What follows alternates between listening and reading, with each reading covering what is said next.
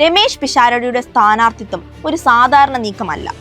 ആര് വന്നാലും പോയാലും പാലക്കാട് കാര്യങ്ങൾ തീരുമാനിക്കുന്നത് ഷാഫി തന്നെയെന്ന് ഒരിക്കൽ കൂടി തെളിയിക്കുന്നതാണ് പിഷാരടിയുടെ സ്ഥാനാർത്ഥിത്വം. പാലക്കാട് ബൈ ഇലക്ഷനിൽ ബലാത്സംഗ കേസിലെ പ്രതിയായ രാഹുൽ മാങ്കോട്ടത്തിൽ സ്ഥാനാർത്ഥിയായതും ഇതേ ഷാഫിയുടെ നോമിനിയായിട്ടാണ്.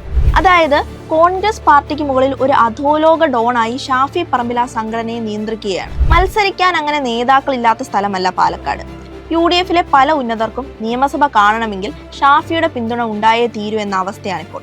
SDPI, ജമാഅത്തെ ഇസ്ലാമി ഉൾപ്പെടെയുള്ള സംഘടനകളുമായി ഷാഫിക്കുള്ള ബന്ധം വടക്കൻ കേരളത്തിൽ UDFിന് ഗുണം ചെയ്യുമെന്ന വിലയിരുത്തലാണ് UDFിനുള്ളത്. അതുകൊണ്ട് ഷാഫിയുടെ ഭീഷണിക്കും തന്നിഷ്ടത്തിനും മുന്നിൽ കോൺഗ്രസ് നേതൃത്വത്തിന് വഴങ്ങുകയല്ലാതെ മറ്റു വഴികളൊന്നുമില്ല. വടകര പാർലമെന്റിലേക്ക് ഷാഫി മത്സരിക്കാൻ പോയപ്പോൾ തന്നെ പാലക്കാട് സീറ്റ് രാഹുലിന് വേണ്ടി ഷാഫി റിസർവ് ചെയ്തു വെച്ചതാണ്.